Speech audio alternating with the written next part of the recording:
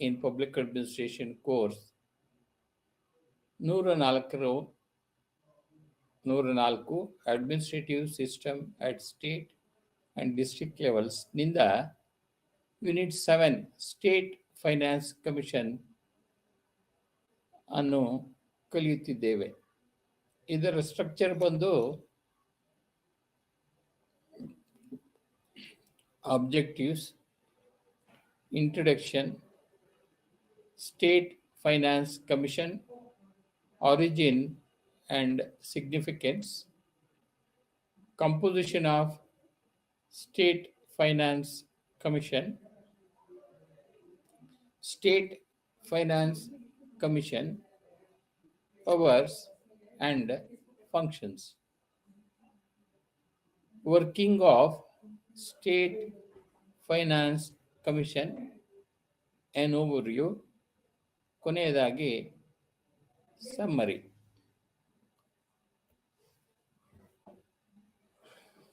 ಕನ್ನಡಕ್ಕೆ ತರ್ಜುಮೆಗೊಂಡಾಗ ರಾಜ್ಯ ಮತ್ತು ಜಿಲ್ಲಾ ಮಟ್ಟದಲ್ಲಿ ಆಡಳಿತ ವ್ಯವಸ್ಥೆ ಘಟಕ 7 ರಾಜ್ಯ ಹಣಕಾಸು ಆಯೋಗ. ಇದರ ರಚನೆಗಳು ಬಂದು ಉದ್ದೇಶಗಳನ್ನು ಕಲಿಯುತ್ತಿದ್ದೇವೆ, ಪರಿಚಯವನ್ನು ಕಲಿಯುತ್ತಿದ್ದೇವೆ. ರಾಜ್ಯ ಹಣಕಾಸು ಆಯೋಗ ಮೂಲ ಮತ್ತು ಮಹತ್ವದ ಬಗ್ಗೆ ತಿಳಿಯಲಿದ್ದೇವೆ. ರಾಜ್ಯ ಹಣಕಾಸು ಆಯೋಗದ ಸಂಯೋಜನೆಯ ಬಗ್ಗೆ ತಿಳಿಯಲಿದ್ದೇವೆ. ರಾಜ್ಯ ಹಣಕಾಸು ಆಯೋಗ ಅದರ ಅಧಿಕಾರಗಳು ಮತ್ತು ಕಾರ್ಯಗಳ ಬಗ್ಗೆ ನಾವು ತಿಳಿಯಲಿದ್ದೇವೆ.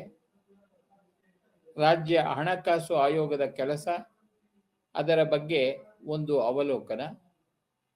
ಕೊನೆಯಲ್ಲಿ ಇವದೆಲ್ಲದರ ಸಾರಾಂಶವನ್ನು ನಾವು ಕಲಿಯಲಿದ್ದೇವೆ.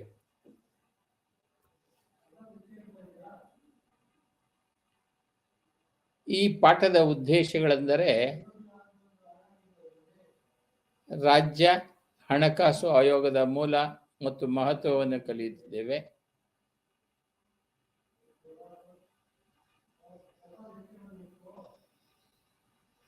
ರಾಜ್ಯ ಹಣಕಾಸು ಆಯೋಗದ ಸಂಯೋಜನೆಯನ್ನು ತಿಳಿಯಲಿದ್ದೇವೆ.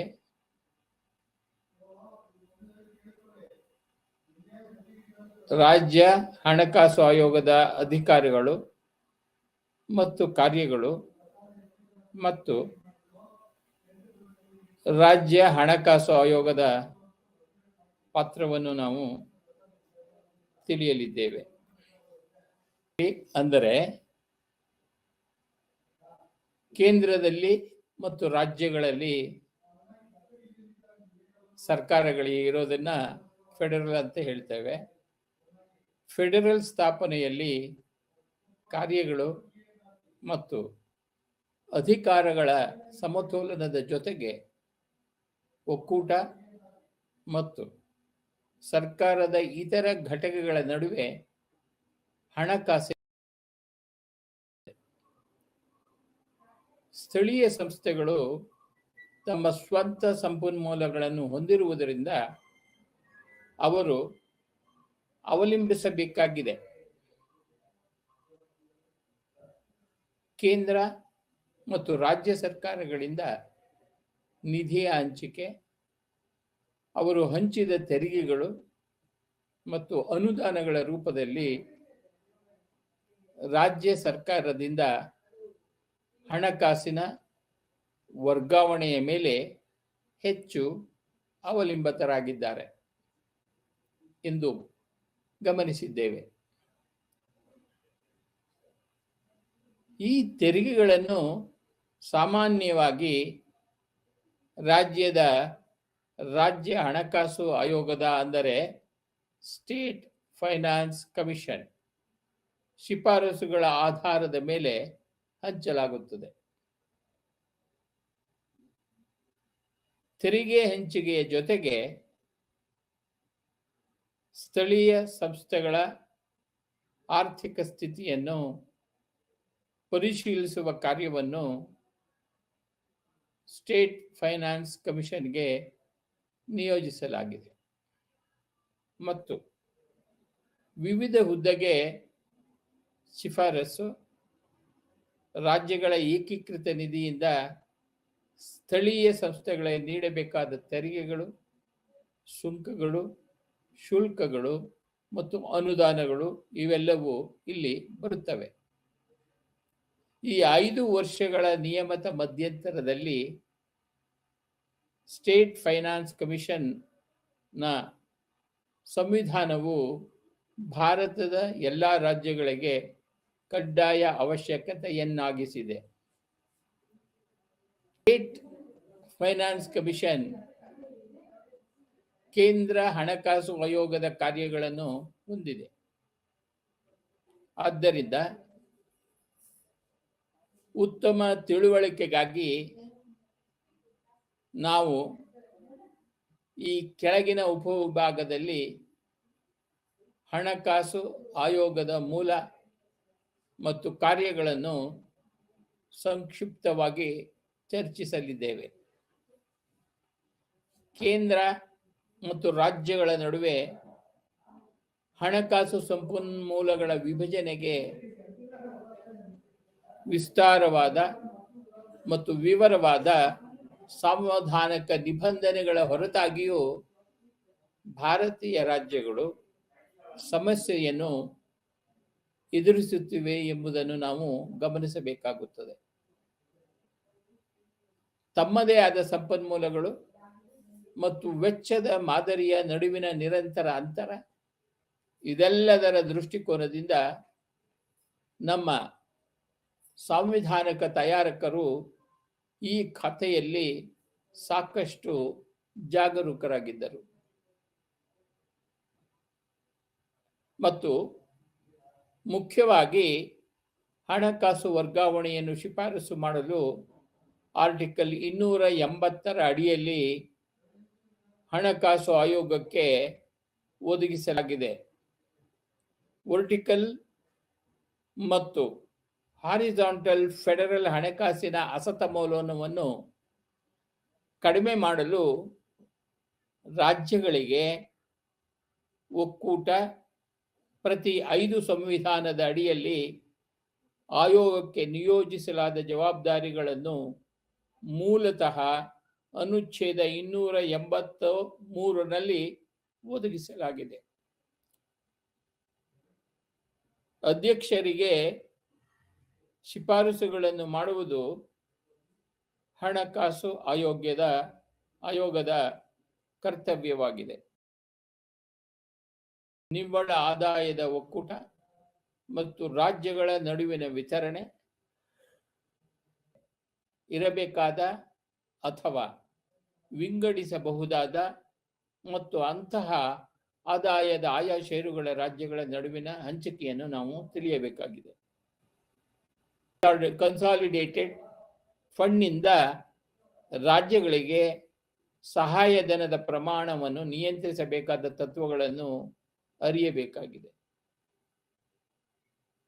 ಭಾರತ ಸರ್ಕಾರವು ಯಾವುದೇ ರಾಜ್ಯದ ಸರ್ಕಾರದೊಂದಿಗೆ ಪ್ರವೇಶಿಸಿದ ಯಾವುದೇ ಒಪ್ಪಂದದ ನಿಯಮಗಳ ನಿರಂತರತೆ ಅಥವಾ ಮಾರ್ಪಾಡು ಮತ್ತು ಉತ್ತಮ ಹಣಕಾಸಿನ ಹಿತದೃಷ್ಟಿಯಿಂದ ಅಧ್ಯಕ್ಷರು ಆಯೋಗಕ್ಕೆ ಉಲ್ಲೇಖಿಸಿದ ಯಾವುದೇ ಇತರ ವಿಷಯ ರಾಜ್ಯ ಸ್ಥಳೀಯ ಸಂಬಂಧಗಳ ಕ್ಷೇತ್ರದಲ್ಲಿ ಬಹಳ ಹಿಂದಿನಿಂದಲೂ ಇದೇ ರೀತಿಯ ವ್ಯವಸ್ಥೆ ಅಪೇಕ್ಷಿಸಲ್ಪಟ್ಟಿದೆ. ಈ ಸಂದರ್ಭದಲ್ಲಿ ವಿಕೇಂದ್ರೀಕೃತ ಆಡಳಿತದ ಕ್ಷೇತ್ರದಲ್ಲಿ ಮೂಲಭೂತ ಸುಧಾರಣೆಗಳು ಮತ್ತು ಪರಿಣಾಮಕಾರಿ ಸ್ಥಳೀಯ ಸರ್ಕಾರದ ಮೂಲಕ ಜನರನ್ನು ಸಬಲೀಕರಣಗೊಳಿಸುವುದು ಆರಂಭದಲ್ಲಿ ಮಹತ್ವವನ್ನು ಪಡೆದುಕೊಂಡಿತ್ತು. 1990ರ ದಶಕ ಇತರ ಕ್ರಮಗಳು ಮತ್ತು ಸುಧಾರಣೆಗಳ ಜೊತೆಗೆ 73ನೇ ಮತ್ತು 74ನೇ ಸಾಂವಿಧಾನಿಕ ತಿದ್ದುಪಡಿಗಳ ಅಡಿಯಲ್ಲಿ ಸ್ಟೇಟ್ ಫೈನಾನ್ಸ್ ಕಮಿಷನ್ ಆವರ್ತಕ ಸಂವಿಧಾನದ ಮೂಲಕ ಈ ಸಂಸ್ಥೆಗಳಿಗೆ ಹಣಕಾಸಿನ ಸಂಪನ್ಮೂಲಗಳ ವಿಕೇಂದ್ರೀಕರಣವನ್ನು ಖಾತ್ರಿಪಡಿಸಲಾಗಿದೆ. 73ನೇ ಮತ್ತು 74ನೇ ಸಾಂವಿಧಾನಿಕ ತಿದ್ದುಪಡಿ ಆಯೋಗ ಕಾಯ್ದೆಗಳ ಅಂಗೀಕಾರದ ನಂತರ 2ನೇ ಕಾರ್ಯವನ್ನು ಈ ಕೆಳಗಿನ ರೀತಿಯಲ್ಲಿ ಬದಲಾಯಿಸಲಾಯಿತು. ಪಂಚಾಯತ್ ಮತ್ತು ಪುರಸಭೆಗಳ ಸಂಪನ್ಮೂಲಗಳಿಗೆ ಪೂರಕವಾಗಿ ರಾಜ್ಯದ ನಿಧಿಯನ್ನು ಹೆಚ್ಚಿಸಲು ಅಗತ್ಯವಿರುವ ಕ್ರಮಗಳ ಬಗ್ಗೆ ರಾಷ್ಟ್ರಪತಿಗಳಿಗೆ ಶಿಫಾರಸುಗಳನ್ನು ಮಾಡುವುದು. ಈ ಆಧಾರದ ಮೇಲೆ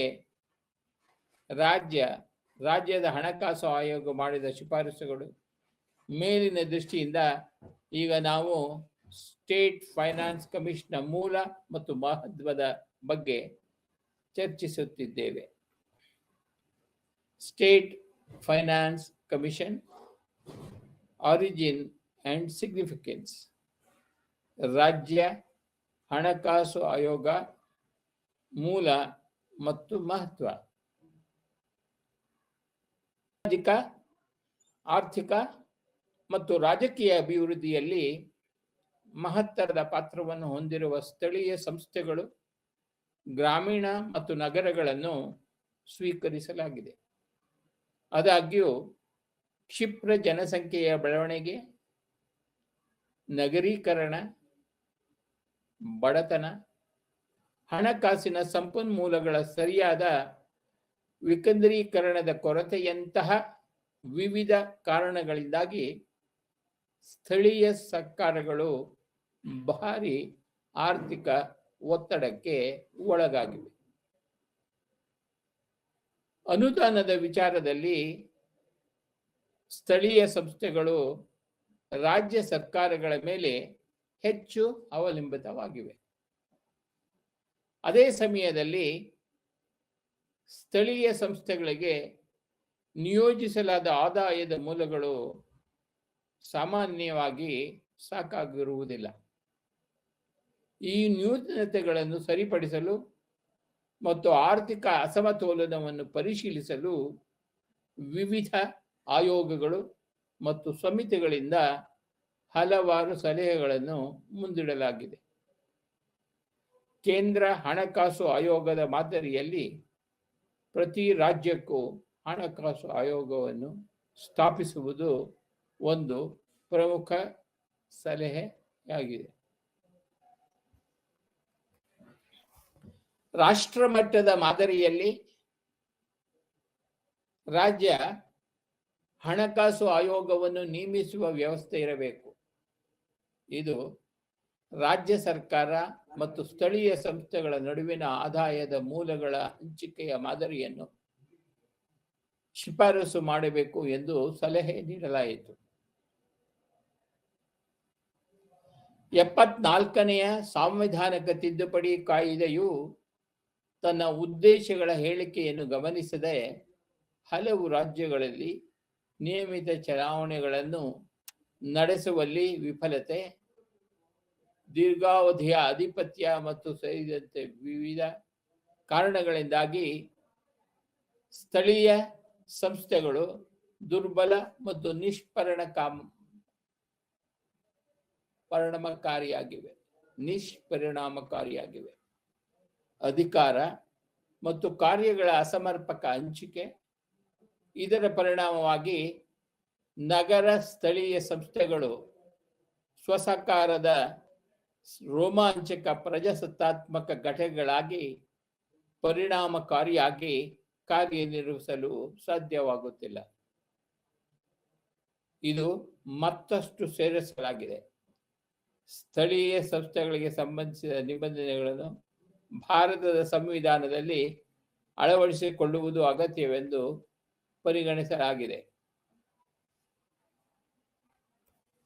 ವಿಶೇಷವಾಗಿ ಕಾರ್ಯಗಳು ಮತ್ತು ಹಣಕಾಸಿನ ಅಧಿಕಾರಗಳು ಮತ್ತು ಆದಾಯ ಹಂಚಿಕೆಗೆ ವ್ಯವಸ್ಥೆ, ಅದರಂತೆ ಅಗತ್ಯ ನಿಬಂಧನೆಗಳನ್ನು ಸೇರಿಸಲಾಯಿತು ಮತ್ತು ದೀರ್ಘಕಾಲದ ಬೇಡಿಕೆಯನ್ನು 1990ರ ದಶಕದ ಪ್ರಾರಂಭದಲ್ಲಿ ಅಂಗೀಕರಿಸಲಾಯಿತು. ಮತ್ತು 1992ರಲ್ಲಿ ಸಂವಿಧಾನದ ತಿದ್ದುಪಡಿಗಳ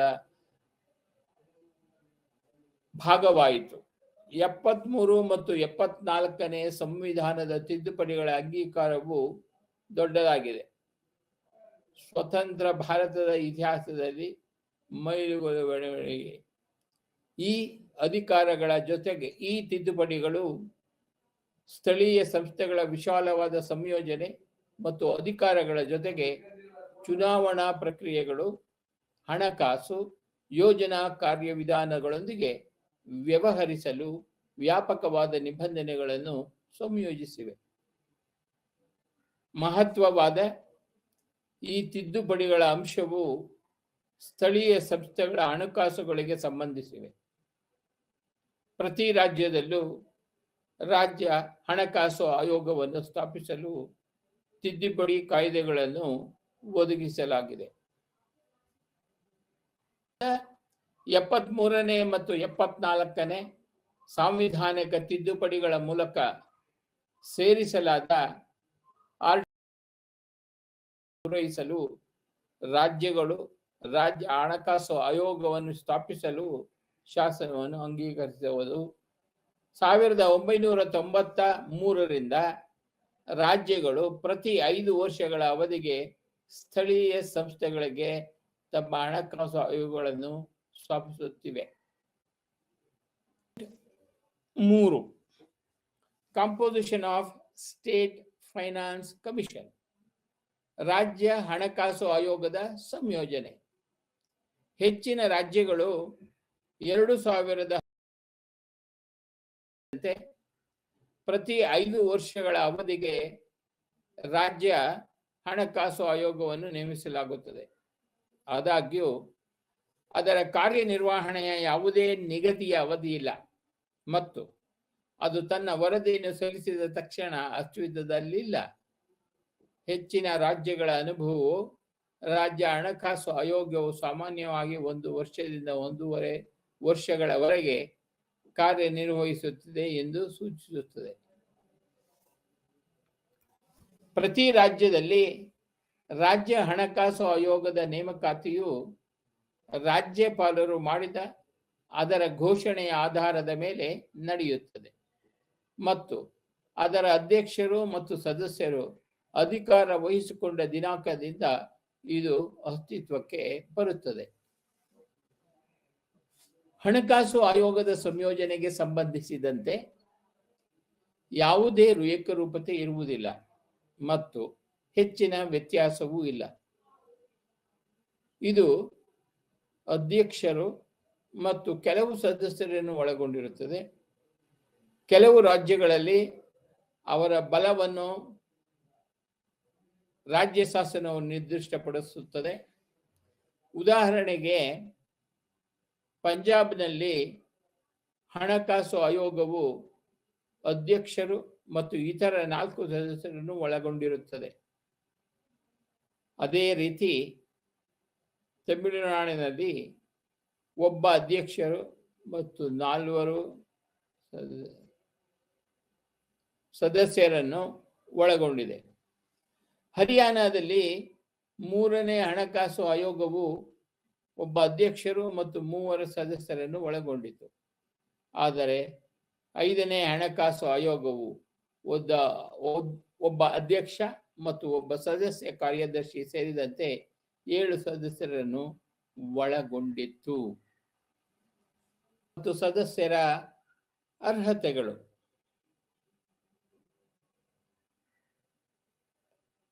ಕೆಲವು ರಾಜ್ಯಗಳು ಅಧ್ಯಕ್ಷರು ಮತ್ತು ಸದಸ್ಯರ ನೇಮಕಾತಿಗೆ ಅರ್ಹತೆಗಳು ಮತ್ತು ಷರತ್ತುಗಳನ್ನು ಸ್ಪಷ್ಟವಾಗಿ ನಿರ್ದಿಷ್ಟಪಡಿಸಿವೆ. ಆದರೆ ಇತರ ರಾಜ್ಯಗಳಲ್ಲಿ ಅಂತಹ ಯಾವುದೇ ನಿರ್ದಿಷ್ಟತೆ ಇರುವುದಿಲ್ಲ. ಪಂಜಾಬ್ನಲ್ಲಿ ಅಧ್ಯಕ್ಷರಾಗಿ ನೇಮಕಗೊಳ್ಳುವ ವೃತ್ತಿ ಹಣಕಾಸು ಆಯೋಗವು ಸಾರ್ವಜನಿಕ ವ್ಯವಹಾರಗಳಲ್ಲಿ ಅನುಭವವನ್ನು ಹೊಂದಿರಬೇಕು ಮತ್ತು ಅದರ ಸದಸ್ಯರಾಗಿ ನೇಮಕಗೊಳ್ಳುವ ವ್ಯಕ್ತಿಗಳು ಹೊಂದಿರಬೇಕಾದ ಅಗತ್ಯವಿದೆ. ಪಂಚಾಯತ್ಗಳಿಗೆ ಸಂಬಂಧಿಸಿದ ಆರ್ಥಿಕ ಮತ್ತು ಹಣಕಾಸಿನ ವಿಷಯಗಳಲ್ಲಿ ವಿಶೇಷ ಜ್ಞಾನ ಮತ್ತು ಅನುಭವ ಇರಬೇಕಾಗುತ್ತದೆ. ಪುರಸಭೆಗಳಿಗೆ ಸಂಬಂಧಿಸಿದಂತೆ ಆರ್ಥಿಕ ಮತ್ತು ಹಣಕಾಸಿನ ವಿಷಯಗಳಲ್ಲಿ ವಿಶೇಷ ಜ್ಞಾನ ಮತ್ತು ಅನುಭವ ಅಥವಾ ಹಣಕಾಸಿನ ವಿಷಯಗಳು ಮತ್ತು ಆಡಳಿತದಲ್ಲಿ ವ್ಯಾಪಕ ಅನುಭವ ಅಥವಾ ಅರ್ಥಶಾಸ್ತ್ರದ ವಿಶೇಷ ಜ್ಞಾನ ಆ ಸದಸ್ಯರಲ್ಲಿ ಇರಬೇಕಾಗುತ್ತದೆ. ಒಬ್ಬ ವ್ಯಕ್ತಿಯನ್ನು ರಾಜ್ಯ ಹಣಕಾಸು ಆಯೋಗದ ಅಧ್ಯಕ್ಷ ಅಥವಾ ಸದಸ್ಯರನ್ನಾಗಿ ನೇಮಿಸುವ ಮೊದಲು ರಾಜ್ಯಪಾಲರು ನೇಮಕಗೊಳ್ಳುವ ವ್ಯಕ್ತಿಗೆ ಯಾವುದೇ ಹಣಕಾಸಿನ ಅಥವಾ ಯಾವುದೇ ಒಪ್ಪುವಿಲ್ಲ, ಯಾವುದೇ ಆಸಕ್ತಿ ಇಲ್ಲ ಎಂದು ಸ್ವತಃ ತೃಪ್ತಿಪಡಿಸಿಕೊಳ್ಳಬೇಕು. ಏಕೆಂದರೆ ಅಧ್ಯಕ್ಷರು ಅಥವಾ ಸದಸ್ಯರಿಗೆ ಅವರ ಕಾರ್ಯಗಳ ಮೇಲೆ ಪೂರ್ವಾರ್ಜಿತ ಪರಿಣಾಮ ಬೀರಬಹುದು. ಹಣಕಾಸು ಆಯೋಗದ ರಾಜ್ಯ ಹಣಕಾಸು ಆಯೋಗದ ಅಧ್ಯಕ್ಷರು ಮತ್ತು ಸದಸ್ಯರ ನೇಮಕದ ನಂತರ ರಾಜ್ಯಪಾಲರು ಹಣಕಾಸು ಆಯೋಗದ ಅಧ್ಯಕ್ಷರಾಗುತ್ತಾರೆ. ಮತ್ತು ಸದಸ್ಯರಿಗೆ ಸಂಬಂಧಿಸಿದಂತೆ ಕಾಲ ಕಾಲಕ್ಕೆ ತಮ್ಮನ್ನು ತಾವು ತೃಪ್ತಿಗೊಳಿಸಬೇಕಾಗಿರುತ್ತದೆ. ಅವರು ಯಾವುದೇ ಹಣಕಾಸಿನ ಅಥವಾ ಯಾವುದೇ ಇತರ ಹಿತಾಸಕ್ತಿಗಳನ್ನು ಹೊಂದಿರುವುದಿಲ್ಲ. ಹಣಕಾಸು ಆಯೋಗದ ಅಧ್ಯಕ್ಷರು ಅಥವಾ ಸದಸ್ಯರಾಗಿ ಅವರ ಕಾರ್ಯಚಟುವಟಿಕೆಗಳ ಮೇಲೆ ಪೂರ್ವಾಗ್ರಹ ಪೀಡಿತವಾಗಿ ಪರಿಣಾಮ ಬೀರುವ ಸಾಧ್ಯತೆ ಇದೆ. ಮತ್ತು ಆ ಉದ್ದೇಶಕ್ಕಾಗಿ ರಾಜ್ಯಪಾಲರು, ಅಧ್ಯಕ್ಷರು ಮತ್ತು ಸದಸ್ಯರು ತನ್ನನ್ನು ತೃಪ್ತಿಪಡಿಸುವ ದೃಷ್ಟಿಯಿಂದ ಅಗತ್ಯವೆಂದು ಪರಿಗಣಿಸುವ ಮಾಹಿತಿಯನ್ನು ಅವಳಿಗೆ ಅಥವಾ ಅವರಿಗೆ ಒದಗಿಸುವಂತೆ ಕೋರಬಹುದು. ಅನರ್ಹತೆ ಅಂದರೆ ಡಿಸ್ಕ್ವಾಲಿಫಿಕೇಶನ್. ಒಬ್ಬ ವ್ಯಕ್ತಿಯನ್ನು ಹಣಕಾಸು ಆಯೋಗದ ಸದಸ್ಯ ಅಥವಾ ಸದಸ್ಯರಾಗಿ ನೇಮಕ ಮಾಡಲು ಅನರ್ಹಗೊಳಿಸಬಹುದು.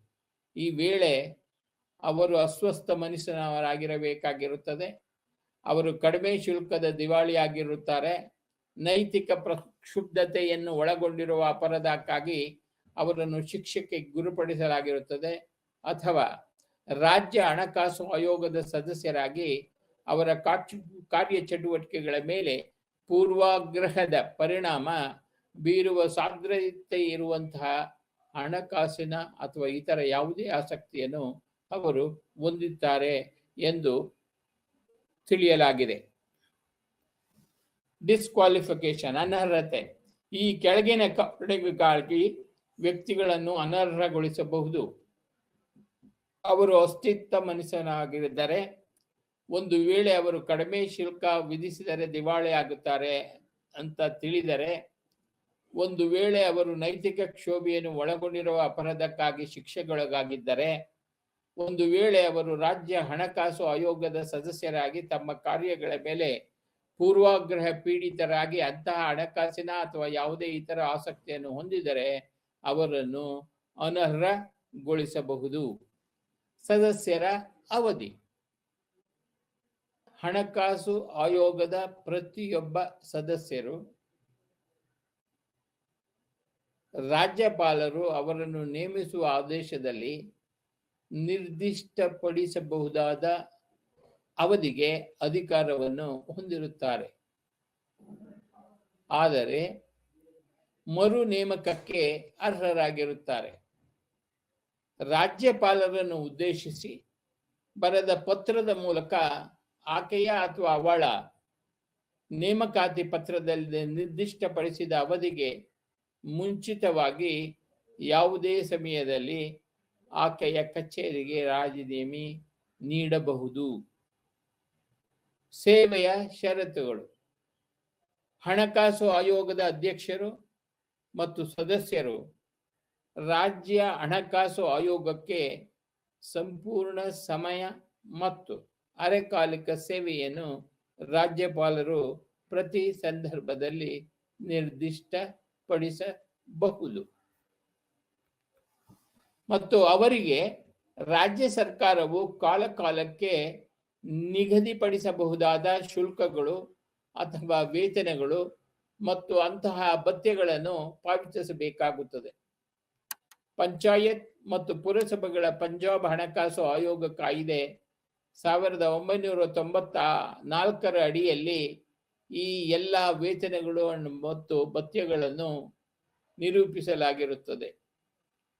State finance commission powers and functions ಅಂದರೆ ರಾಜ್ಯ ಹಣಕಾಸು ಆಯೋಗ ಅಧಿಕಾರಗಳು ಮತ್ತು ಕಾರ್ಯಗಳು. ಪಂಚಾಯತ್ ಮತ್ತು ಪುರಸಭೆಗಳ ಆರ್ಥಿಕ ಸ್ಥಿತಿಯನ್ನು ಪರಿಶೀಲಿಸಲು ರಾಜ್ಯ ಮಟ್ಟದಲ್ಲಿ ಹಣಕಾಸು ಆಯೋಗವನ್ನು ರಚಿಸಲಾಗುತ್ತದೆ ಮತ್ತು ಶಿಫಾರಸುಗಳನ್ನು ಮಾಡಿ ಪ್ರತಿ ರಾಜ್ಯದಲ್ಲೂ ರಾಜ್ಯ ಹಣಕಾಸು ಅಧಿಸೂಚನೆಯನ್ನು ನೀಡಲಾಗುತ್ತದೆ ಮತ್ತು ಸಾಮಾನ್ಯವಾಗಿ ಉಲ್ಲೇಖದ ನಿಯಮಗಳನ್ನು ಹೊಂದಿರುತ್ತದೆ. ನಂಬರ್ 584 ದಿನಾಂಕ 14ನೇ ಡಿಸೆಂಬರ್ 2004 ಅಂದರೆ ತಮಿಳುನಾಡು ಸರ್ಕಾರ ನೀಡುವ ಹಣಕಾಸು ಆಯೋಗವು ಗ್ರಾಮೀಣ ಮತ್ತು ನಗರ ಸ್ಥಳೀಯ ಸಂಸ್ಥೆಗಳ ಅಂದರೆ ಗ್ರಾಮ ಪಂಚಾಯತ್ಗಳು, ಪಂಚಾಯತ್ ಯೂನಿಯನ್ ಕೌನ್ಸಿಲ್ಗಳು ಆರ್ಥಿಕ ಸ್ಥಿತಿಯನ್ನು ಅಧ್ಯಯನ ಮಾಡುತ್ತದೆ ಮತ್ತು ಪರಿಶೀಲಿಸುತ್ತದೆ. ಜಿಲ್ಲಾ ಪಂಚಾಯತ್, ಪುರಸಭೆಗಳು ಮತ್ತು ಪುರಸಭೆಗಳು ಈ ಕೆಳಗಿನಂತೆ ಶಿಫಾರಸುಗಳನ್ನು ಮಾಡಬಹುದು ಹಾಗೂ ನಿರ್ವಹಿಸಬೇಕಾದ ತತ್ವಗಳು ಈ ಕೆಳಗಂಟಂತೆ ಇವೆ. ರಾಜ್ಯ ಮತ್ತು ಸ್ಥಳೀಯ ಸಂಸ್ಥೆಗಳ ನಡುವೆ ರಾಜ್ಯವು ವಿಧಿಸುವ ಮತ್ತು ಸಂಗ್ರಹಿಸುವ ತೆರಿಗೆಗಳು ಮತ್ತು ಸುಂಕಗಳ ನಿವ್ವಳ ಆದಾಯದ ವಿತರಣೆ, ಸುಂಕಗಳು, ಟೋಲ್ಗಳು ಮತ್ತು ಶುಲ್ಕಗಳ ನಿರ್ಣಯ ಸ್ಥಳೀಯ ಸಂಸ್ಥೆಗಳಿಗೆ ನಿಯೋಜಿಸಲಾಗಿದೆ ಮತ್ತು ಸ್ವಾಧೀನಪಡಿಸಿಕೊಳ್ಳಲಾಗಿದೆ ಮತ್ತು ರಾಜ್ಯದ ಏಕೀಕೃತ ನಿಧಿಯಿಂದ ಸ್ಥಳೀಯ ಸಂಸ್ಥೆಗಳಿಗೆ ಸಹಾಯಧನ ಕೊಡಲಾಗಿದೆ. ಪಂಚಾಯತ್ ಮತ್ತು ಪುರಸಭೆಗಳ ಆರ್ಥಿಕ ಸ್ಥಿತಿಯನ್ನು ಸುಧಾರಿಸಲು ಬೇಕಾದ ಕ್ರಮಗಳನ್ನು ನೋಡಬೇಕಾಗುತ್ತದೆ ಹಾಗೂ ಸ್ಥಳೀಯ ಸಂಸ್ಥೆಗಳ ಉತ್ತಮ ಆರ್ಥಿಕ ಸ್ಥಿತಿಯ ಹಿತದೃಷ್ಟಿಯಿಂದ ರಾಜ್ಯಪಾಲರು ಹಣಕಾಸು ಆಯೋಗಕ್ಕೆ ಉಲ್ಲೇಖಿಸಿದ ಯಾವುದೇ ಇತರ ವಿಷಯವನ್ನು ಸಹ ನಾವು ಇಲ್ಲಿ ಗಮನಿಸಬೇಕಾಗುತ್ತದೆ. ಕೆಲವು ರಾಜ್ಯಗಳಲ್ಲಿ ಅವರ ಅಧಿಸೂಚನೆಯು ರಾಜ್ಯ ಹಣಕಾಸು ಆಯೋಗಕ್ಕೆ ನಿಯೋಜಿಸಲಾದ ಕಾರ್ಯಗಳು ಮತ್ತು ಕರ್ತವ್ಯಗಳ ಕುರಿತು ಕೆಲವು ಹೆಚ್ಚಿನ ವಿವರಗಳನ್ನು ಹೊಂದಿರುತ್ತದೆ. ತಮಿಳುನಾಡಿನಲ್ಲಿ 3ನೇ ಹಣಕಾಸು ಆಯೋಗ ಮತ್ತು ನಂತರದ ಆಯೋಗಗಳು ಮೇಲೆ ಪಟ್ಟಿ ಮಾಡಲಾದ ಕಾರ್ಯಗಳಿಗೆ ಹೆಚ್ಚುವರಿಯಾಗಿ ಮುಂದುವರಿಯಲು ಕೇಳಲಾಯಿತು. ಸಲಹೆ ನೀಡಲು ಆಯೋಗವನ್ನು ಕೇಳಲಾಯಿತು. ಸ್ಥಳೀಯ ಸಂಸ್ಥೆಗಳ ಕಾರ್ಯನಿರ್ವಹಣೆಯಲ್ಲಿ ಹೆಚ್ಚಿನ ದಕ್ಷತೆಯನ್ನು ತರಲು ಅಗತ್ಯವಿರುವ ಕ್ರಮಗಳು ಸ್ಥಳೀಯ ಸ್ವಸರ್ಕಾರವಾಗಿ ತಮ್ಮ ಸಂಪನ್ಮೂಲಗಳ ಕ್ರೋಢೀಕರಣ ಮತ್ತು ಬಳಕೆ ಮತ್ತು ಚಾಲ್ತಿಯಲ್ಲಿರುವ ಮಟ್ಟವನ್ನು ಗಣನೆಗೆ ತೆಗೆದುಕೊಂಡು ರಾಜ್ಯ ಸರ್ಕಾರ ಮತ್ತು ಸ್ಥಳೀಯ ಸಂಸ್ಥೆಗಳ ಕಾರ್ಯಗಳ ಗಡಿರೇಖೆಯ ಕುರಿತು ಸಲಹೆಗಳು ಭಾರತದ ಸಂವಿಧಾನ ಮತ್ತು ಅದರ ಸಹವರ್ತಿ ರಾಜ್ಯ ಶಾಸನಗಳಲ್ಲಿ ನಮೂದಿಸಲಾದ ಕಾರ್ಯಗಳನ್ನು ಉಲ್ಲೇಖಿಸಿ ಸ್ಥಳೀಯ ಸಂಸ್ಥೆಗಳಿಗೆ ಆಡಳಿತಾತ್ಮಕ, ಕ್ರಿಯಾತ್ಮಕ ಮತ್ತು ಹಣಕಾಸಿನ ಅಧಿಕಾರಿಗಳ ನಿಯೋಗ ಸ್ಥಳೀಯ ಸಂಸ್ಥೆಗಳಿಗೆ ಆದಾಯ ಕೊರತೆಯನ್ನು ಕಡಿಮೆ ಮಾಡುವ ಗುರಿಯನ್ನು ಹೊಂದಿರುವ ಮೇಲ್ವಿಚಾರಣೆಯ ಹಣಕಾಸಿನ ಸುಧಾರಣಾ ಕಾರ್ಯಕ್ರಮವನ್ನು ರೂಪಿಸಿ ಮತ್ತು ಅಧಿಕಾರ ವಿಕೇಂದ್ರೀಕರಣ ಕಾರ್ಯವಿಧಾನದ ವ್ಯಾಪ್ತಿಯಲ್ಲಿ ಸ್ಥಳೀಯ ಸಂಸ್ಥೆಗಳಿಗೆ ಪ್ರೋತ್ಸಾಹ ಒದಗಿಸುವ ಯೋಜನೆ ಅಂದರೆ ಕ್ರಮಗಳನ್ನು ಗಣನೆಗೆ ತೆಗೆದುಕೊಂಡು ಕಾರ್ಯಕ್ರಮವನ್ನು ಅನುಷ್ಠಾನಗೊಳಿಸುವಲ್ಲಿನ ಪ್ರಗತಿಗೆ ಸಂಬಂಧಿಸಿರುತ್ತದೆ ಮತ್ತು ಆದಾಯದ ಲಭ್ಯವಿರುವ ಮತ್ತು ಸಂಭಾವ್ಯ ಮೂಲಗಳನ್ನು ಮತ್ತು ರಾಜ್ಯ ಹಣಕಾಸು ಆಯೋಗ ಮತ್ತು ಕೇಂದ್ರ ಹಣಕಾಸು ಆಯೋಗದ ಅನುದಾನಗಳನ್ನು ಬಳಸಿಕೊಳ್ಳಲು ಸ್ಥಳೀಯ ಸಂಸ್ಥೆಗಳು ಅಂತಹ ಕ್ರಮಗಳನ್ನು ಎಷ್ಟರ ಮಟ್ಟಿಗೆ ಜಾರಿಗೆ ತಂದಿವೆ ಎಂಬುದನ್ನು ನಾವು ನೋಡಬೇಕಾಗುತ್ತದೆ. ಸ್ಥಳೀಯ ಸಂಸ್ಥೆಯ ತೆರಿಗೆ ರಚನೆಯನ್ನು ಗಮನದಲ್ಲಿಟ್ಟುಕೊಂಡು ಗ್ರಾಮೀಣ ಮತ್ತು ನಗರ ಸ್ಥಳೀಯ ಸಂಸ್ಥೆಗಳಲ್ಲಿ ಸಂಪನ್ಮೂಲಗಳನ್ನು ಟ್ಯಾಪ್ ಮಾಡಲು ಸಾಧ್ಯವಿರುವ ಹೊಸ ಮಾರ್ಗಗಳನ್ನು ಕಂಡುಹಿಡಿಯಬೇಕಾಗುತ್ತದೆ. ರಾಜ್ಯ ಮತ್ತು ಕೇಂದ್ರ ಸರ್ಕಾರಗಳು ತಮ್ಮ ಇತರ ಏಜೆನ್ಸಿಗಳಿಂದ ಸಂಗ್ರಹಿಸಿದ ಅಥವಾ ಸ್ವೀಕರಿಸಿದ ಸಂಪನ್ಮೂಲಗಳನ್ನು ಬಳಸಿಕೊಳ್ಳುವಲ್ಲಿ ಸ್ಥಳೀಯ ಸಂಸ್ಥೆಗಳ ಹೊಣೆಗಾರಿಕೆಯನ್ನು ನಿರ್ಣಯಿಸಲು ಪ್ರಸ್ತುತ ವ್ಯವಸ್ಥೆಯನ್ನು ಪರಿಶೀಲಿಸಿದ ನಂತರ ಕ್ರಮಗಳು ಮತ್ತು ಶಿಫಾರಸುಗಳ ಆಧಾರದ ಮೇಲೆ ಸ್ಥಳೀಯ ಸಂಸ್ಥೆಯ ಖಾತೆಗಳು ಮತ್ತು ಡೇಟಾಬೇಸ್ ನಿರ್ವಹಣೆ, ಈ ಶಿಫಾರಸುಗಳ ಪರಿಣಾಮ ಕಾರ್ಯಾಚರಣೆಗಾಗಿ ಕೇಂದ್ರ ಹಣಕಾಸು ಆಯೋಗ, ಪಟ್ಟಣ ಪಂಚಾಯತ್ಗಳ ಮರುವಿಂಗಡಣೆಯ ಪರಿಣಾಮವಾಗಿ ಸರ್ಕಾರವು ಈಗಾಗಲೇ ಮಾಡಿರುವ ಆಡಳಿತಾತ್ಮಕ ವ್ಯವಸ್ಥೆಗಳನ್ನು ಸುಧಾರಿಸಿರುವ ಕ್ರಮಗಳನ್ನು ನೋಡಬೇಕಾಗುತ್ತದೆ.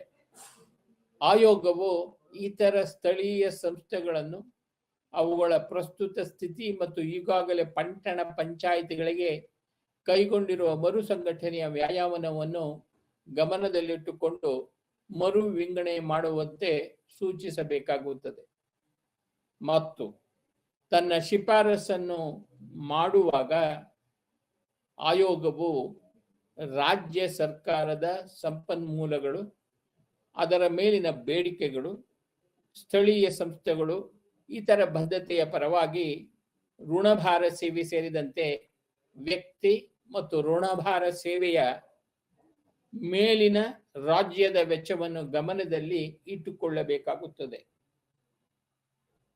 ವೆಚ್ಚಗಳು ಅಥವಾ ಹೊಣೆಗಾರಿಕೆಗಳು ಮತ್ತು ರಾಜ್ಯ ಸರ್ಕಾರದ ಬಂಡವಾಳ ಖಾತೆ ಮತ್ತು ಬದ್ಧತೆಗಳ ಮೇಲಿನ ರಾಜ್ಯ ಬದ್ಧತೆಗಳಿಗಾಗಿ ಆದಾಯ ಖಾತೆಯಲ್ಲಿ ಸಾಕಷ್ಟು ಹೆಚ್ಚುವರಿ ಉತ್ಪಾದಿಸುವ ಅಗತ್ಯತೆ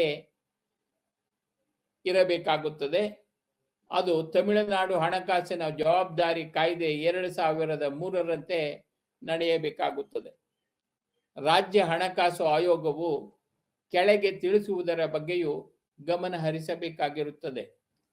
ಭಾರತ ಸರ್ಕಾರದ ಮಾರ್ಗಸೂಚಿಗಳ ಪ್ರಕಾರ ಗ್ರಾಮೀಣ ಮತ್ತು ನಗರ ಸ್ಥಳೀಯ ಸಂಸ್ಥೆಗಳ ವರ್ಗೀಕರಣ ಮತ್ತು ರಾಜ್ಯ ಮತ್ತು ಕೇಂದ್ರ ಸರ್ಕಾರಗಳಿಂದ ಅಸ್ತಿತ್ವದಲ್ಲಿರುವ ಅಧಿಕಾರ ಹಂಚಿಕೆ ಮತ್ತು ಇತರ ಸಂಪನ್ಮೂಲ ವರ್ಗಾವಣೆ ಮತ್ತು ಸ್ಥಳೀಯ ಸಂಸ್ಥೆಗಳಿಗೆ ಹಣಕಾಸು ಆಯೋಗದ ಪ್ರಶಸ್ತಿ ಮತ್ತು ಶಿಫಾರಸುಗಳು ಸೇರಿದಂತೆ ಇತರ ಏಜೆನ್ಸಿಗಳು ಮತ್ತು ಅವರ ಸಮರ್ಪಕತೆ, ಹೆಚ್ಚುವರಿ ಉತ್ಪಾದಿಸುವ ಅಗತ್ಯತೆಯ ದೃಷ್ಟಿಯಿಂದ ಆದಾಯ ವೆಚ್ಚವನ್ನು, ಅಂದರೆ ಬಂಡವಾಳ ಸ್ವತ್ತುಗಳ ನಿರ್ವಹಣೆ ಸೇರಿದಂತೆ ಪೂರೈಸಲು ಸ್ಥಳೀಯ ಸಂಸ್ಥೆಗಳ ಅಗತ್ಯತೆಯನ್ನು ನೋಡಬೇಕಾಗುತ್ತದೆ.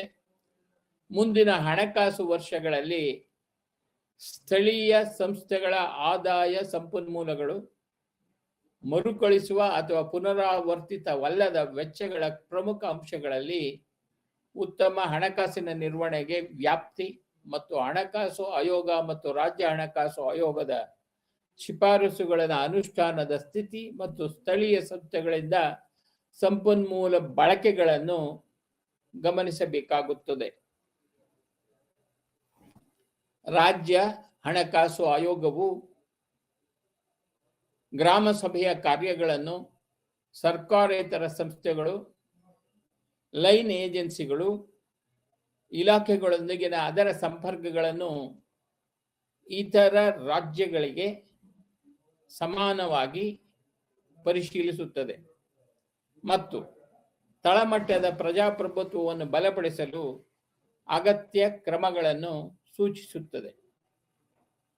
ಪಂಜಾಬ್ನಲ್ಲಿನ ಮೊದಲ ಸ್ಟೇಟ್ ಫೈನಾನ್ಸ್ ಕಮಿಷನ್ ಈ ಕೆಳಗಿನ ಶಿಫಾರಸುಗಳನ್ನು ಮಾಡುವಾಗ ಈ ಕೆಳಗಿನ ಉದ್ದೇಶಗಳನ್ನು ತನ್ನ ಮುಂದೆ ಇಟ್ಟುಕೊಂಡಿತ್ತು.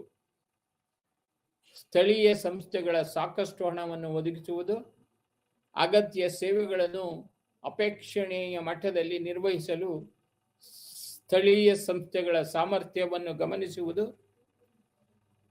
ಹಣಕಾಸಿನ ಹೆಚ್ಚುವರಿ ರಚಿಸಲು ಅವಕಾಶ ಮಾಡಿಕೊಡುವುದು, ಸ್ಥಳೀಯ ಸಂಸ್ಥೆಗಳ ನಡುವಿನ ಲಂಬ ಮತ್ತು ಅಡ್ಡ ಅಸಮತೋಲನವನ್ನು ಸರಿಪಡಿಸಲು ಅವಕಾಶ ಮಾಡಿಕೊಡುವುದು ಮತ್ತು ಹಣಕಾಸಿನ ಜವಾಬ್ದಾರಿ ಮತ್ತು ಸ್ವಾಯತ್ತತೆಯನ್ನು ಉತ್ತೇಜಿಸಲು ಅವಕಾಶ ಎಲ್ಲವನ್ನು ಕೊಡುವುದಕ್ಕಾಗಿ ಗಮನ ಹರಿಸಬೇಕಾಗುತ್ತದೆ. ರಾಜ್ಯ ಹಣಕಾಸು ಆಯೋಗವು ತನ್ನ ಕಾರ್ಯಗಳ ನಿರ್ವಹಣೆಯಲ್ಲಿ ಅದರ ಕಾರ್ಯವಿಧಾನವನ್ನು ನಿರ್ಧರಿಸಬಹುದು ಮತ್ತು ಸಿವಿಲ್ ಪ್ರೊಸೀಜರ್ ಕೋಡ್ 1908 ಅಡಿಯಲ್ಲಿ ಸಿವಿಲ್ ನ್ಯಾಯಾಲಯದ ಎಲ್ಲ ಅಧಿಕಾರಗಳನ್ನು ಹೊಂದಿರುತ್ತದೆ. ಆ ದೃಷ್ಟಿಯಿಂದ ಈ ಕೆಳಗಿನ ವಿಷಯಗಳಿಗೆ ಸಂಬಂಧಿಸಿದಂತೆ ಮೊಕದ್ದಮೆಯನ್ನು ಪ್ರಯತ್ನಿಸುವಾಗ ಸಾಕ್ಷಿಗಳ ಹಾಜರಾತಿಯನ್ನು ತೆರೆಸುವುದು ಮತ್ತು ಜಾರಿಗೊಳಿಸುವುದು ಬೇಕಾಗುತ್ತದೆ. ಯಾವುದೇ ಡಾಕ್ಯುಮೆಂಟ್ನ ಉತ್ಪಾದನೆಯ ಅಗತ್ಯವಿರುತ್ತದೆ ಮತ್ತು ಯಾವುದೇ ನ್ಯಾಯಾಲಯ ಅಥವಾ ಕಚೇರಿಯಿಂದ ಯಾವುದೇ ಸಾರ್ವಜನಿಕ ದಾಖಲೆಯನ್ನು ಕೋರುವುದು ಬೇಕಾಗುತ್ತದೆ. ರಾಜ್ಯ ಹಣಕಾಸು ಆಯೋಗವು ಕಾಯಿದೆಯಡಿಯಲ್ಲಿ ಮಾಡಿದ ಪ್ರತಿಯೊಂದು ಶಿಫಾರಸನ್ನು ರಾಜ್ಯ ಶಾಸಕಾಂಗದ ಮುಂದೆ ಇಡಬೇಕಾದ ಕ್ರಮಗಳ ಕುರಿತು ವಿವರಣಾತ್ಮಕ ಜ್ಞಾಪಕ ಪತ್ರದೊಂದಿಗೆ ರಾಜ್ಯಪಾಲರು ಇವೆಲ್ಲವುಗಳನ್ನು ಅಂಗೀಕರಿಸುತ್ತಾರೆ. ಹಣಕಾಸು ಆಯೋಗದ ವರದಿಯಲ್ಲಿ ಸಂಸ್ಥೆಗಳಿಗೆ ಒಟ್ಟು ಅನುದಾನವನ್ನು 90,000 ಕೋಟಿ ರೂಗಳಿಗೆ ನಿಗದಿಪಡಿಸಲಾಗಿದೆ.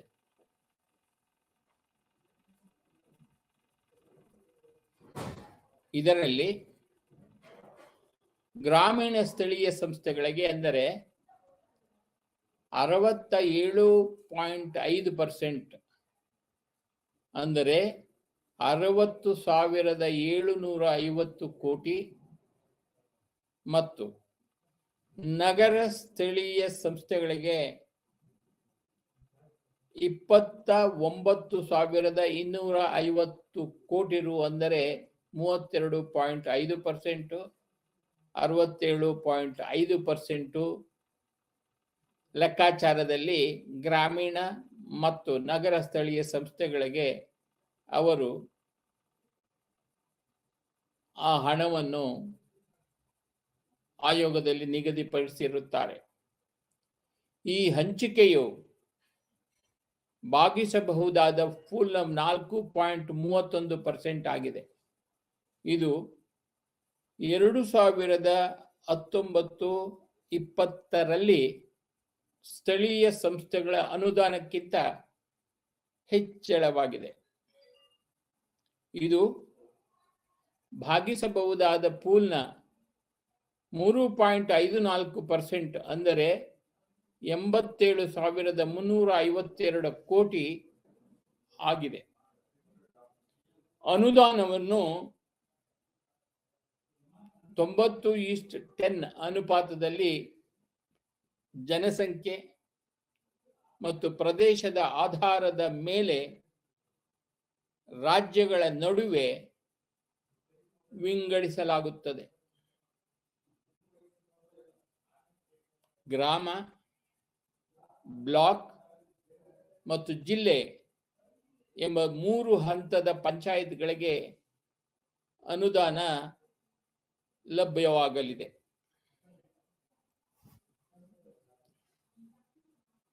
ಈ ನಿಟ್ಟಿನಲ್ಲಿ ರಾಜಕೀಯ ಮುಖಂಡರು, ಆಡಳಿತಗಾರರು ಮತ್ತು ನಾಗರಿಕರ ಜಂಟಿ ಪ್ರಯತ್ನಗಳು ರಾಜ್ಯದಲ್ಲಿ ಸ್ಟೇಟ್ ಫೈನಾನ್ಸ್ ಕಮಿಷನ್ನ ಶಿಫಾರಸುಗಳ ಸಕಾಲಿಕ ಅನುಷ್ಠಾನಕ್ಕೆ ದಾರಿ ಮಾಡಿಕೊಡುತ್ತದೆ. ಇದು ಸ್ಥಳೀಯ ಸಂಸ್ಥೆಗಳು ಪರಿಣಾಮಕಾರಿಯಾಗಿ ಕಾರ್ಯನಿರ್ವಹಿಸಲು ಅವಶ್ಯಕವಾಗಿದೆ. ವರ್ಕಿಂಗ್ ಆಫ್ ಓವರ್ವ್ಯೂ ಅಂದರೆ ರಾಜ್ಯ ಹಣಕಾಸು ಆಯೋಗದ ಕೆಲಸದ ಮೇಲೆ ನಾವು ಅವಲೋಕಿಸಿದಾಗ ಈ ಕೆಳಗಂಡಂತೆ ನಾವು ಗಮನಿಸಿರುತ್ತೇವೆ. ನಾವು ಮೇಲೆ ಗಮನಿಸಿದಂತೆ ಪ್ರತಿ 5 ವರ್ಷಗಳ ಅವಧಿ ಮುಗಿದ ನಂತರ ರಾಜ್ಯಗಳಲ್ಲಿ ರಾಜ್ಯ ಹಣಕಾಸು ಆಯೋಗಗಳನ್ನು ನೇಮಿಸಲಾಗುತ್ತದೆ. ತತ್ವಗಳನ್ನು ಶಿಫಾರಸು ಮಾಡಲು ಆಯೋಗಗಳ ಅಗತ್ಯವಿರುತ್ತದೆ. ಅದು ರಾಜ್ಯ ಸರ್ಕಾರ ಮತ್ತು ಸ್ಥಳೀಯ ಸಂಸ್ಥೆಗಳು, ಪಂಚಾಯತ್ ರಾಜ್ ಸಂಸ್ಥೆಗಳು ಮತ್ತು ನಗರ ಸ್ಥಳೀಯ ಸಂಸ್ಥೆಗಳ ನಡುವಿನ ಹಣಕಾಸಿನ ಸಂಪನ್ಮೂಲಗಳ ವಿತರಣೆಯನ್ನು ನಿಯಂತ್ರಿಸಬೇಕಾಗಿರುತ್ತದೆ. ಈ ಆಯೋಗಗಳು ಆರ್ಥಿಕ ಸ್ಥಿತಿಯನ್ನು ಸುಧಾರಿಸಲು ಅಗತ್ಯ ಕ್ರಮಗಳನ್ನು ಸೂಚಿಸುವ ಅಗತ್ಯವಿರುತ್ತದೆ. ಪಂಚಾಯತ್ ಮತ್ತು ಪುರಸಭೆಗಳು 1993-94ರಿಂದ ಹೆಚ್ಚಿನ ರಾಜ್ಯಗಳು ಸಾಂವಿಧಾನಿಕ ಅವಶ್ಯಕತೆಗಳಿಗೆ ಅನುಗುಣವಾಗಿ 4ರಿಂದ 5 ಆಯೋಗಗಳನ್ನು ರಚಿಸಿವೆ. ರಾಜ್ಯ ಹಣಕಾಸು ಆಯೋಗದ ಕಾರ್ಯಗಳು ಅಥವಾ ಉಲ್ಲೇಖದ ಅವಧಿಗೆ ಸಂಬಂಧಿಸಿದಂತೆ ಹೆಚ್ಚಿನ ರಾಜ್ಯಗಳಲ್ಲಿ ಮೂಲಭೂತ ಹೋಲಿಕೆಯನ್ನು ಗಮನಿಸಲಾಗಿದೆ. ಆದಾಗ್ಯೂ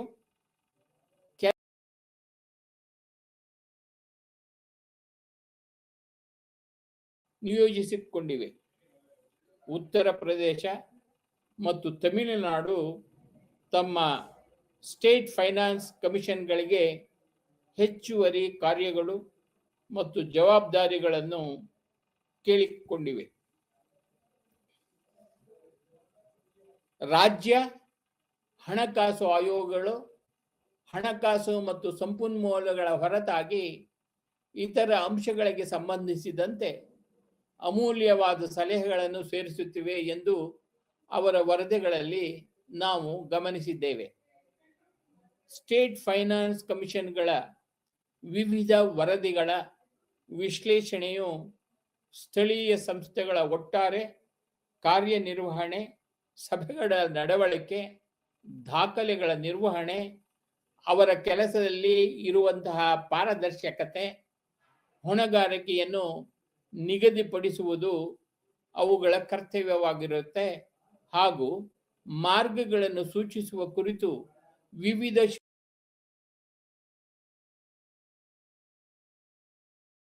ಹೊಸ ಸಂಪನ್ಮೂಲಗಳನ್ನು ಟ್ಯಾಪ್ ಮಾಡುವುದು ಎಂದರ್ಥ. ಮತ್ತು ಸ್ಥಳೀಯ ಸಂಸ್ಥೆಗಳ ದಕ್ಷತೆ ಮತ್ತು ಪರಿಣಾಮಕಾರಿತ್ವವನ್ನು ಸುಧಾರಿಸಲು ವಿವಿಧ ಆಡಳಿತಾತ್ಮಕ ಕ್ರಮಗಳು ಗ್ರಾಮೀಣ ಮತ್ತು ನಗರ ಸ್ಥಳೀಯ ಸಂಸ್ಥೆಗಳಿಗೆ ಸಂಪನ್ಮೂಲಗಳ ಪರಿಣಾಮಕಾರಿ ಹಂಚಿಕೆಯನ್ನು ನಿರ್ಧರಿಸುವಾಗ ಸ್ಟೇಟ್ ಫೈನಾನ್ಸ್ ಕಮಿಷನ್ಗಳು ಹಣಕಾಸಿನ ವಿಕೇಂದ್ರೀಕರಣದ ಯೋಜನೆಯನ್ನು ಶಕ್ತಿಯುತಗೊಳಿಸಬೇಕಾಗುತ್ತದೆ. ಸ್ಟೇಟ್ ಫೈನಾನ್ಸ್ ಕಮಿಷನ್ಗಳ ಕೆಲವು ವರದಿಗಳು ವಿಶ್ಲೇಷಣಾತ್ಮಕ ದುರ್ಬಲವಾಗಿರುವುದನ್ನು ಗಮನಿಸಲಾಗಿದೆ. ಈ ಸಂದರ್ಭದಲ್ಲಿ ಮುಖ್ಯ ಕಾರಣಗಳು ಅಸಮರ್ಪಕ ಸಿಬ್ಬಂದಿ, ಸ್ಟೇಟ್ ಫೈನಾನ್ಸ್ ಕಮಿಷನ್ಗಳು ಮತ್ತು ದುರ್ಬಲ ಡೇಟಾ ಚೇಸ್. ಹೆಚ್ಚುವರಿಯಾಗಿ ಅವರ ಶಿಫಾರಸುಗಳನ್ನು ಸಹ ರಾಜ್ಯ ಸರ್ಕಾರವು ನಿರ್ಲಕ್ಷಿಸಿರುತ್ತದೆ. ಹೀಗಾಗಿ ಗ್ರಾಮೀಣ ಸ್ಥಳೀಯ ಸಂಸ್ಥೆಗಳು ರಾಜ್ಯದ ಸಂಪನ್ಮೂಲಗಳನ್ನು ಅವರ ಸರಿಯಾದ ಪಾಲನ್ನು ನಿರಾಕರಿಸುತ್ತವೆ. ಇದು ಅವರ ಕಾರ್ಯನಿರ್ವಹಣೆಯ ಮೇಲೆ ಪರಿಣಾಮ ಬೀರುತ್ತಿವೆ. ಸಂಪನ್ಮೂಲಗಳನ್ನು ಹೆಚ್ಚಿಸಲು ವಿಶೇಷ ಕ್ರಮಗಳಿಗೆ ಒತ್ತು ನೀಡುವುದು ಸ್ಥಳೀಯ ಸಂಸ್ಥೆಗಳು, ಎಸ್ಎಫ್ಸಿಗಳು ಈ ಉದ್ದೇಶಕ್ಕಾಗಿ ತೆರಿಗೆ ಸುಧಾರಣೆಗಳು ಮತ್ತು ಇತರ ಕ್ರಮಗಳನ್ನು ಎಣಿಸುತ್ತಿವೆ. ಉದಾಹರಣೆಗೆ ತಮಿಳುನಾಡು SFC ಸ್ಥಳೀಯ ಸಂಸ್ಥೆಗಳಿಗೆ ಬೆಟ್ಟಿಂಗ್ ತೆರಿಗೆ, ಬೆಳಕಿನ ತೆರಿಗೆ, ಮಾರಾಟ ತೆರಿಗೆ, ಮೇಲಿನ ಸರ್ಚಾರ್ಜ್, ಅಪ್ರಾಪ್ತರಿಂದ ಆದಾಯದಂತಹ ಹಲವಾರು ಹೊಸ ತೆರಿಗೆಗಳನ್ನು ಸೂಚಿಸಿದೆ. ಖನಿಜಗಳು, ಹೋಟೆಲ್ಗಳು ಮತ್ತು ಅತಿಥಿ ಗೃಹಗಳ ಮೇಲಿನ ತೆರಿಗೆಗಳು, ಗ್ರಂಥಾಲಯ ತೆರಿಗೆ ಇತ್ಯಾದಿ. ಉತ್ತರ ಪ್ರದೇಶ ಮತ್ತು ಇತರ ಕೆಲವು ರಾಜ್ಯಗಳಲ್ಲಿ ಇದೇ ರೀತಿಯಲ್ಲಿ ಹೊಸ ತೆರಿಗೆಗಳು ಮತ್ತು ಇತರ ಕ್ರಮಗಳ ಶ್ರೇಣಿಯನ್ನು SFCಗಳು ಸೂಚಿಸಿದ್ದಾವೆ. ಇವುಗಳನ್ನು ಸರ್ಕಾರಗಳು ಸಹ ಜಾರಿಗೆ ತಂದಿದ್ದಾರೆ. ಆಸ್ತಿ ತೆರಿಗೆ ಇತ್ತು, ಜಿಲ್ಲಾ ಪರಿಷತ್ತು ಪರಿಚಯಿಸಿತು. ಆದರೆ ತಮಿಳುನಾಡಿನ ಗ್ರಾಮ ಪಂಚಾಯಿತಿಗಳು ಅದರ ಬದಲಿಗೆ ಮನೆ ತೆರಿಗೆಯನ್ನು ವಿಧಿಸಿದವು. UPಯ PRIಗಳು ಆಸ್ತಿ ತೆರಿಗೆ, ಭೂ ಕಂದಾಯ, ಮಾರಾಟ ತೆರಿಗೆ, ನಿರ್ಮಾಣ ಶುಲ್ಕ ಮತ್ತು ಮುಂತಾದ ವಿವಿಧ ತೆರಿಗೆಗಳ ಮೇಲೆ ಹೆಚ್ಚುವರಿ ಶುಲ್ಕವನ್ನು ವಿಧಿಸುವ ಮೂಲಕ ಒಂದು ಹೆಜ್ಜೆ ಮುಂದೆ ಹೋಗಿದ್ದಾರೆ. ಪಂಜಾಬ್ನಲ್ಲಿ ಸ್ಥಳೀಯ ಸಂಸ್ಥೆಗಳ ಹಣಕಾಸಿನ ಸ್ಥಿತಿಯು ತೃಪ್ತಿಕರವಾಗಿಲ್ಲ ಎಂದು ಮೊದಲ SFC ಗಮನಿಸಿದೆ ಹಾಗೂ ಈ ಸಂಸ್ಥೆಗಳಿಗೆ ಲಭ್ಯವಿರುವ ನಿಜವಾದ ನಿಧಿಗಳು ಈ ಸಂಸ್ಥೆಗಳ ಕಡ್ಡಾಯ ಕಾರ್ಯಗಳನ್ನು ಸಹ ನಿರ್ವಹಿಸಲು ಅಗತ್ಯಕ್ಕಿಂತ ತುಂಬಾ ಕಡಿಮೆಯಾಗಿರುತ್ತದೆ. ಅದಕ್ಕಾಗಿ ಇದು ಅತ್ಯಗತ್ಯ. ಅವುಗಳ ಬೆಳವಣಿಗೆ ಮತ್ತು ಸ್ಥಿರತೆ, ಪುರಸಭೆಗಳು ತಮ್ಮ ಡೊಮೇನ್ನಲ್ಲಿ ಬೆಳೆಯುತ್ತಿರುವ ಸಂಪನ್ಮೂಲಗಳನ್ನು ಹೊಂದಿರಬೇಕು. ತೆರಿಗೆಯೇತರ ಆದಾಯಗಳು ಮತ್ತು ಸರ್ಕಾರದ ಉನ್ನತ ಮಟ್ಟದ ವರ್ಗಾವಣೆಯ ಹೊರತಾಗಿ ಅಭಿವೃದ್ಧಿ ಮತ್ತು ಆದಾಯವನ್ನು ನೀಡುವ ಯೋಜನೆಗಳನ್ನು ಉತ್ತೇಜಿಸಲು ಪುರಸಭೆಗಳು ಸಾಂಸ್ಥಿಕ ಸಾಲಗಳ ಮೇಲೆ ಅವಲಂಬಿತವಾಗಿರಬೇಕಾಗುತ್ತದೆ. ಆಯೋಗವು ಹಣಕಾಸಿನ ಶಿಸ್ತಿನ ಅಗತ್ಯವನ್ನು ನೋಡಿದೆ. ಅಂದರೆ ವೆಚ್ಚದಲ್ಲಿ ಆರ್ಥಿಕತೆ ಮತ್ತು ಆದಾಯದ ಪ್ರಯತ್ನವನ್ನು ಹೆಚ್ಚಿಸುವುದು ಅದರ ಸಮಸ್ಯೆಯಾಗಿರುತ್ತದೆ. ಆಯೋಗವು ಪುರಸಭೆಗಳ ಹಣಕಾಸಿನ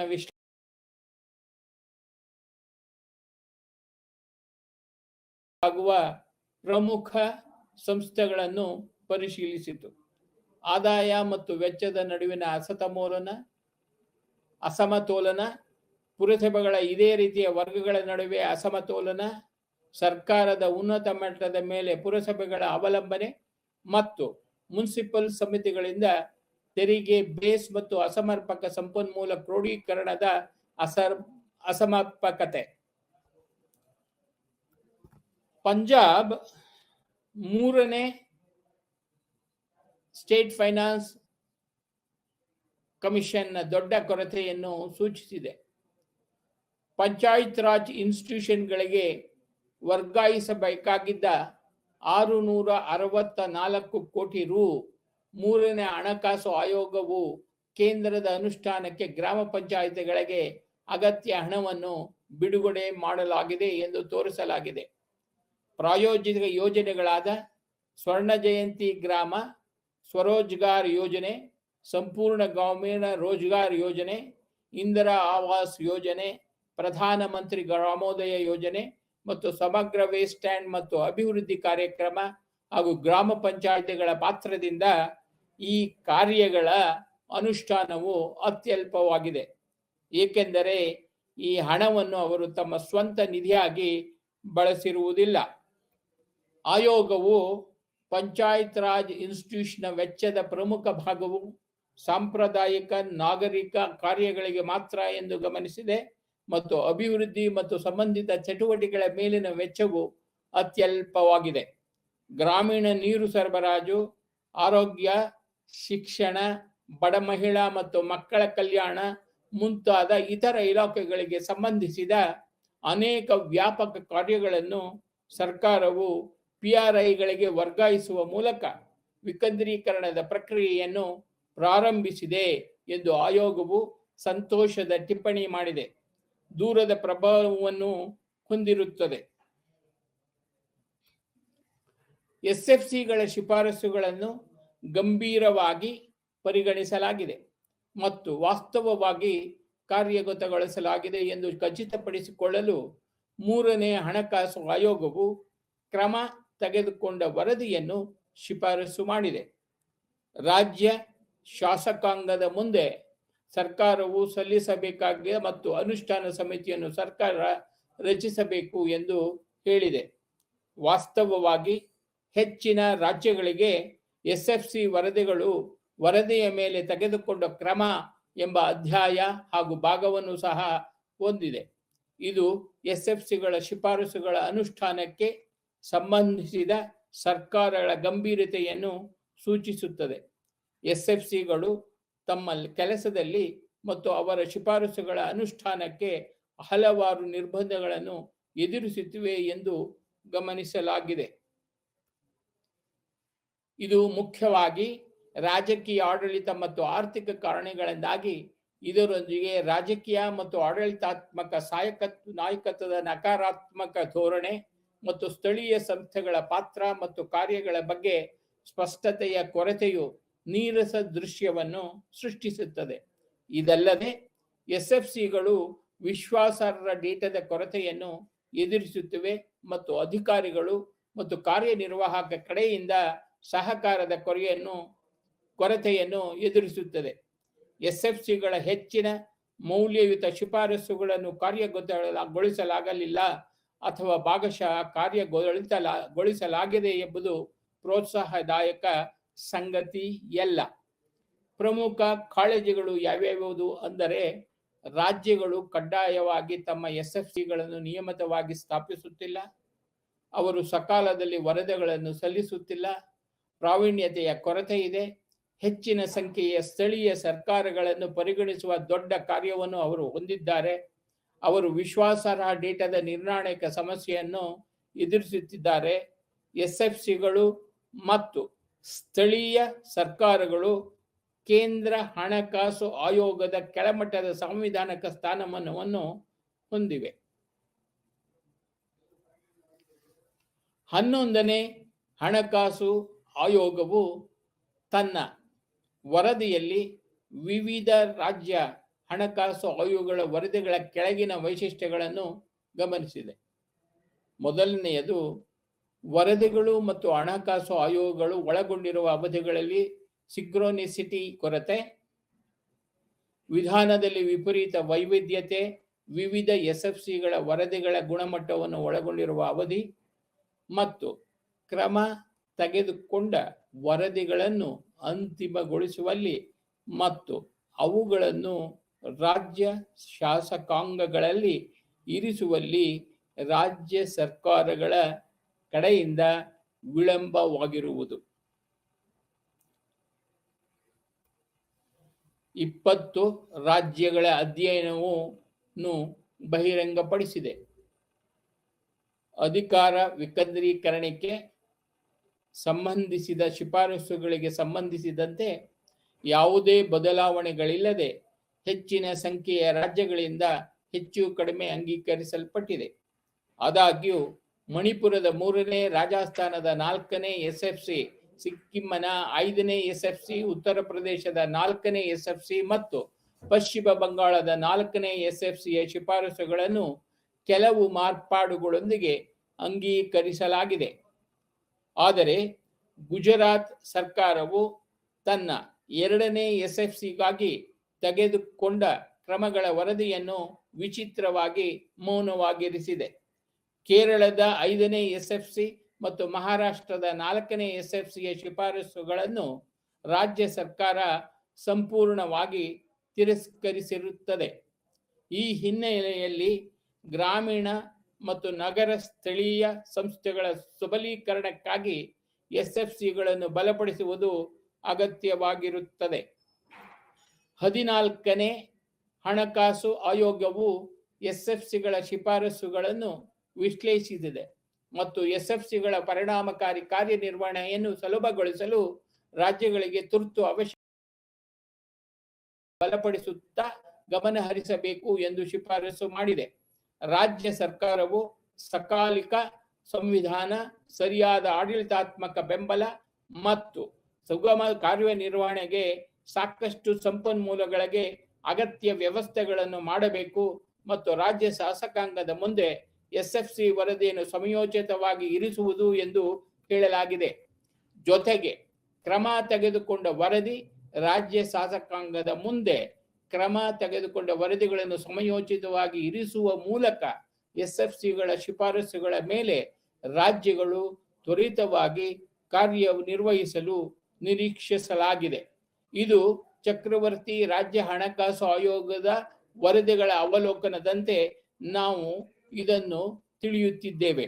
ಆಡಳಿತ ಯಂತ್ರದ ಈಗ ನಾವು ಇದೆಲ್ಲದರ ಸಾರಾಂಶ ಎಂದು ಸರಿಯಾಗಿ ಸೂಚಿಸಲಾಗಿದೆ. ಇದು ಸ್ಥಳೀಯ ಆಡಳಿತಕ್ಕೂ ಸಾಕಷ್ಟು ಪ್ರಸ್ತುತವಾಗಿದೆ. ಸ್ಥಳೀಯ ಸಂಸ್ಥೆಗಳ ದಕ್ಷತೆಯು ಅದರ ಹಣಕಾಸಿನ ಮೇಲೆ ಹೆಚ್ಚು ಅವಲಂಬಿತವಾಗಿರುತ್ತದೆ.